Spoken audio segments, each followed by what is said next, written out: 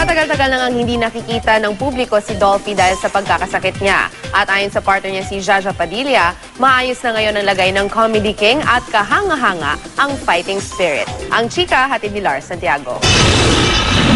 Isang look ni Jaja Padilla sa shooting ng pelikulang Ay Dubi-Dubi-Du, kung saan kasama niya si Gary Valenciano, Ogie Alcacid at Eugene Domingo.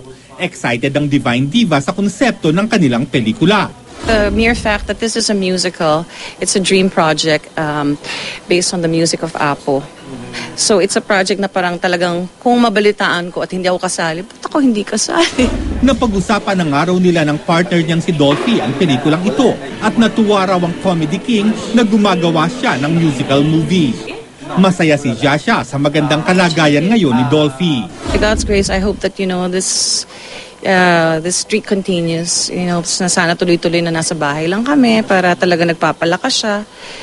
He's being taken care of naman there at home.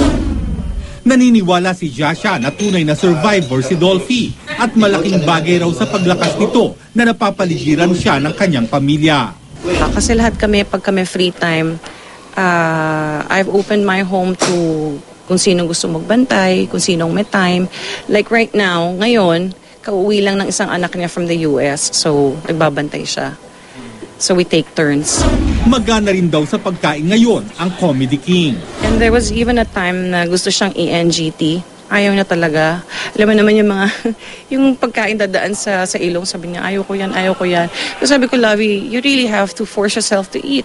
And he did. Hanga si Jaja sa fighting spirit ni Dolphy. Noong panahong pabalik-balik sila sa ospital dahil sa hindi magandang kondisyon nito, nakita raw niya ang marubdob nitong pagnanais na mabuhay. Despite the fact that he's had so many pneumonias, couple of the past years, ang dami, parang any other normal person, I think, could not battle the kind of, the number of pneumonias that he's had in his lifetime, but he is very strong-willed. So that's what. Lars Santiago, updated sa Showbiz Happening.